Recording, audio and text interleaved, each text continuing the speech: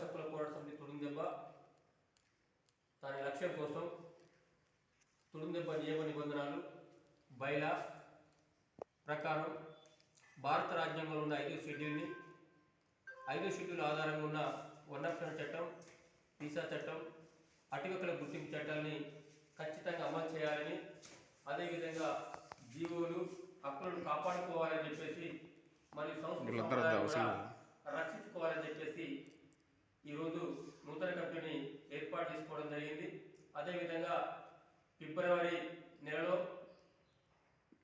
మాఘశుద్ధ పౌర్ణమి రోజున 21, 22, 23, 24 తారీఖుల్లో జరిగే సమ్మక్క సారలమ్మ మేడారం జాతర పురస్కరించుకొని ఉమ్మడి వరంగల్ జిల్లాలో ఉన్న ఆదివాసీ ఉద్యమ నాయకులు, మండల కమిటీలు, గ్రామ కమిటీలు, డివిజన్ కమిటీలు, జిల్లా కమిటీలు, రాష్ట్ర కమిటీ మొత్తం కూడా నిర్వహణలో భాగస్వామి కావడం కోసం మేము ప్రచారంలో భాగంగా సమ్మక్క సారలమ్మను పగటిదనాలు గోవిందరాజుని గద్దెలకి తీసుకొచ్చేటప్పుడు వాళ్ళు పూజారులకి రక్షణగా ఏర్పాటు చేయడం జరుగుతుంది.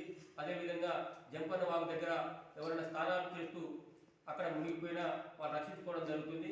అదేవిధంగా ఎవరైనా జాతరలో తప్పిపోయినా వాళ్ళందరూ కూడా వాళ్ళ కుటుంబాలకు చేరడానికి మీ సమాచారం ఇవ్వడానికి మా వాలంటీర్స్ అక్కడ పనిచేయడం జరుగుతుంది. అదేవిధంగా సమ్మక్క సారలమ్మ జాతరను ఉద్దేశించి ఫిబ్రవరి 11వ తారీఖు ఆదివాసీ తెగల సమ్మేళనం, జాతీయ సమ్మేళనాన్ని ఏర్పాటు చేయడం జరుగుతుంది.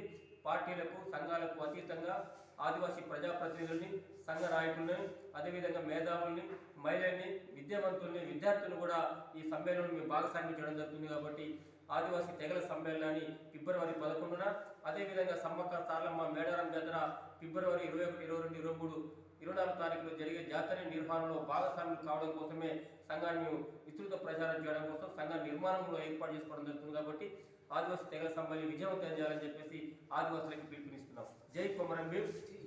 ఆదివాసుల ఐక్యత, ఆదివాసుల ఐక్యత, కొమరం వ్యాసాలను, ఆదివాసుల ఐక్యత, కొమరం వ్యాసాలను, కొమరం వ్యాసాలను, రామ్జీగూడ ఆశయాలను, సమ్మక్క సారలమ్మ ఆశయాలను, సమ్మక్క సారలమ్మ ఆశయాలను, ఆదివాసుల ఐక్యత, ఆదివాసుల ఐక్యత.